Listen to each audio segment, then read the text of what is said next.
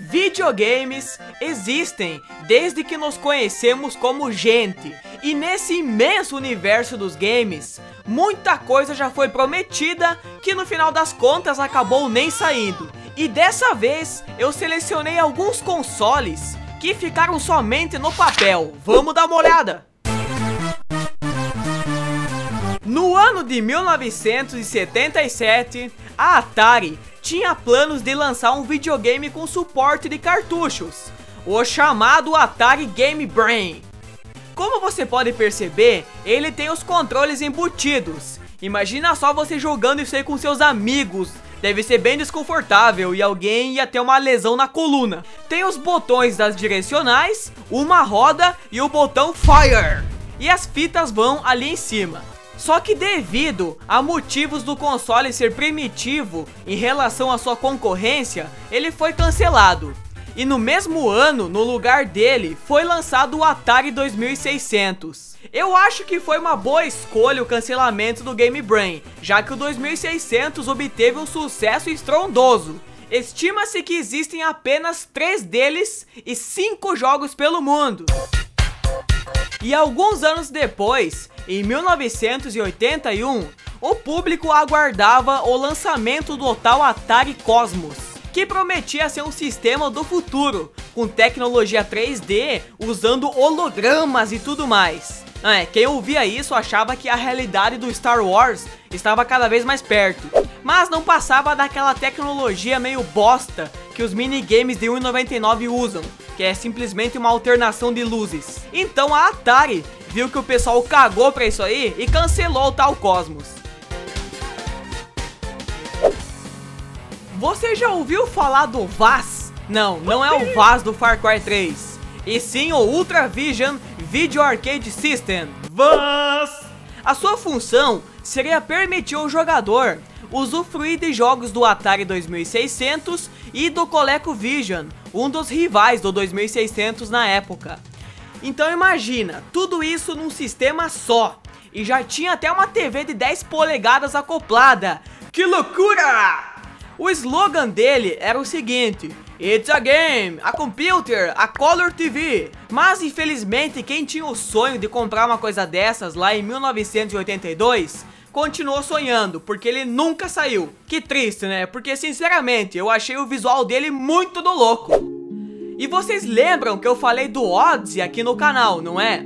Nesse vídeo eu comentei sobre o Odyssey 2 que foi lançado, mas você sabia que também ia haver o lançamento do Odyssey 3 em 1983? É, isso mesmo, ele ia ser a versão americana de um videogame da Philips, chamado Videopack G7400, que foi lançado somente lá na Europa. Ele ia suportar os jogos do seu antecessor e tinha planos para diversos acessórios, como modem, sintetizador de voz, laserdisc e diversas outras coisas.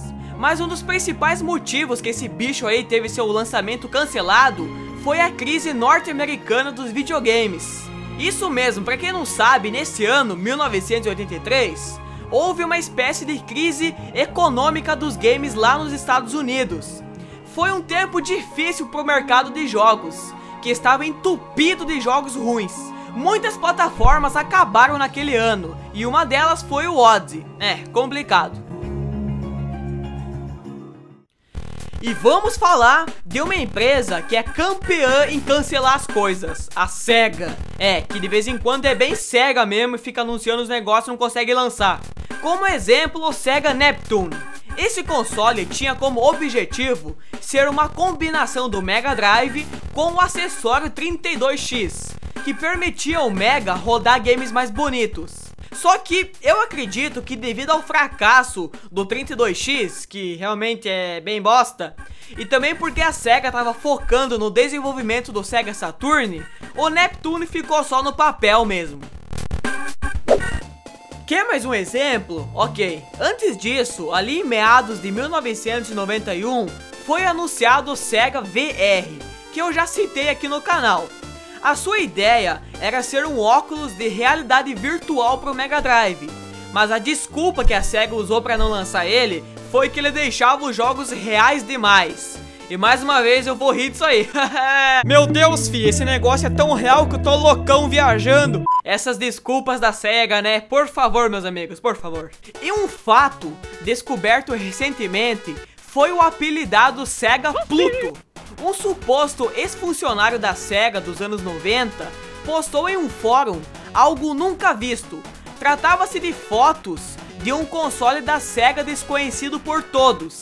Como você pode ver, tá escrito Sega Saturn nele, então acredita-se que deveria ser uma espécie de continuação do Saturn, só que com alguns elementos a mais, como o acesso à internet. Mas realmente não se sabe quase nada sobre ele, apenas que ele é pesado pra porra e tem umas saídas de ventilação bem estilosas. E estima-se que existem apenas 2 no mundo. E você sabe como é que esse maluco, o tal do Super Magnet, conseguiu esse console? Diz ele que foi parar aí uma caixa na sua mesa antes dele vazar da SEGA. Que coisa, não? Fica aí mais um mistério da humanidade a ser desvendado. Já a sua maior rival, a Nintendo, tem poucos cancelamentos conhecidos. Provavelmente o mais famoso é o Super Nintendo CD. Lá no começo dos anos 90, a Nintendo viu a SEGA produzir o Sega CD, e com isso ela ficou com inveja e também começou a desenvolver seu console de CD. Ela tentou parceria com empresas como a Philips e a Sony, mas acabou que nada deu certo, então a Nintendo desencanou desse lance de CD e foi trabalhar no Ultra 64, que mais tarde se tornou o Nintendo 64. Aí a Sony lançou o PlayStation 1 e a Philips a porcaria do Philips CDI. Alguém aí acabou se fudendo no final das contas. Gee, it sure is boring around here. My boy, this peace is what all true warriors strive for. E encerrando, vamos falar do Infinium Labs Phantom. Aí vamos ao ano de 2004. Esse console veio cheio de promessas. Ele rodaria jogos de PC, só que como um videogame, ou seja, digamos um PC console. O seu ponto principal era não usar nenhuma mídia removível. Você ia comprar e baixar seus jogos somente pela internet. Hoje em dia é normal você fazer esse tipo de coisa, mas naquela época isso não era tão simples assim, e acabou chamando atenção. Ele até apareceu na E3 de 2004, olha aí. A empresa investiu muito para que o Phantom entrasse forte no mercado, só que com o tempo o dinheiro foi acabando, e depois de vários adiamentos do lançamento, o tal Phantom desapareceu como um fantasma, entendeu? Piadinha, piadinha. Então, meus camaradas, é isso aí, um assunto bem louco, não acha? Eu selecionei os mais legais para fazer esse vídeo. Eu espero que vocês tenham gostado. Não esqueça de deixar a sua opinião a respeito do vídeo e também a respeito do assunto. Assim você complementa ainda mais. E não esqueçam de visitar a loja Abraão Games, uma loja de games muito da louca e confiável, aprovado pela Sopra Fitas e pelo Guzang também, por mim, eu sou o Guzang, não sou? E é isso aí, eu vou indo nessa tentar achar um Sega Pluto aí pela galáxia, talvez perto de Plutão. Que piada bosta, acabou o vídeo com essa piada.